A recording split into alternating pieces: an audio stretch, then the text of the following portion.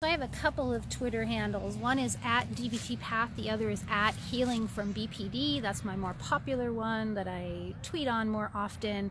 So on Healing from BPD Twitter, I tweeted a little bit earlier today about what is the most difficult aspect of having borderline personality disorder or BPD traits. And there were some really interesting things that came in as a response. And then I engaged with my Twitter followers and asked them what they're doing in their lives to skillfully cope with those distressors. And we had some really good conversations. So you may want to go check out my Twitter handle at Healing from BPD and look at some of that. But for now, one of the recurring themes that I see when I ask this question, and it's not uncommon with BPD, is trying to fill up an empty space that is felt inside.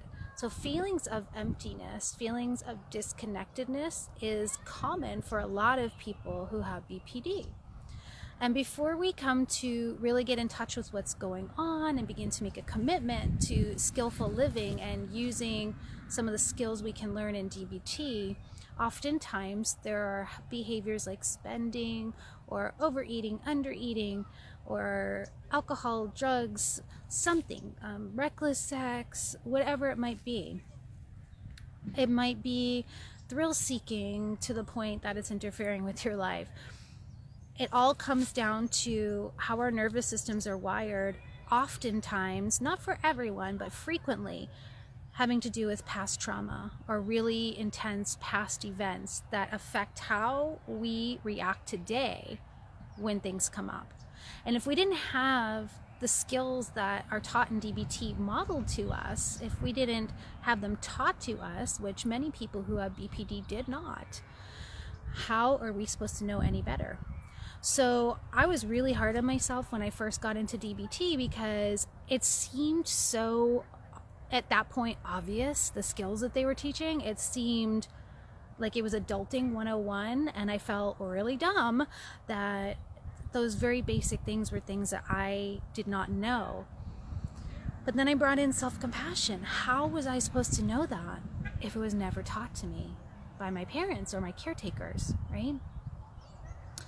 In my personal situation, I was fortunate enough to have some experiences with adults who were skillful. And this was pre-DBT, before DBT existed. And I was in a group home in my teen years. And so I learned some emotional coping skills there. But it wasn't until my early 30s that I found out about BPD and BPD traits being a part of what was going on for me, and started studying DBT. And the concepts look so simple, but it did take practice, and I gave myself that compassion, that self-compassion that I encourage you to give yourself. If you're not coping effectively because you never learned, how are you supposed to know? One of my favorite quotes is from Maya Angelou, and she says, "When you know better, you do better." So to me, as I began to learn DBT skills, then I felt this sense of accountability and this sense of wanting to do better because I knew better. I had tools, I had skills.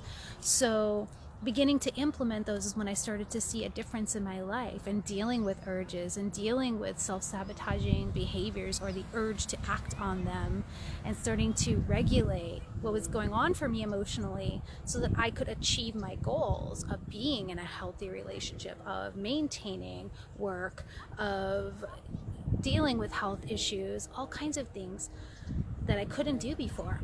I could for a certain amount of time, and then I would fall apart and have a breakdown before DBT.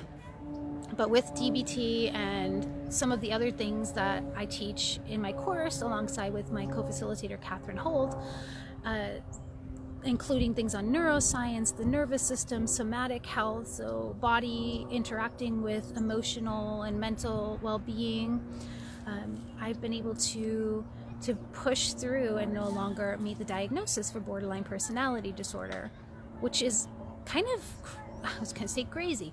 When you think about it, there aren't very many serious mental illnesses that you can say you can meet the criteria, have that diagnosis, and then after a certain amount of time, they're doing some work, you could go back and no longer meet the criteria. You could still have traits, but they'll say, oh, you don't meet the criteria for BPD. That happened for me. It's happened for other people I've known. It's happened. Some of my students have told me that when they've gone back to their psychiatrist after studying DBT and doing a one-on-one work with their therapist, that they were told they no longer met the criteria.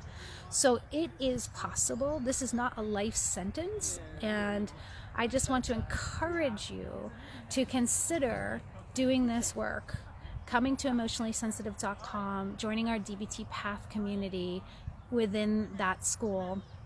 So once you sign up, you'll get access to a closed Facebook group and a student portal and be part of the community.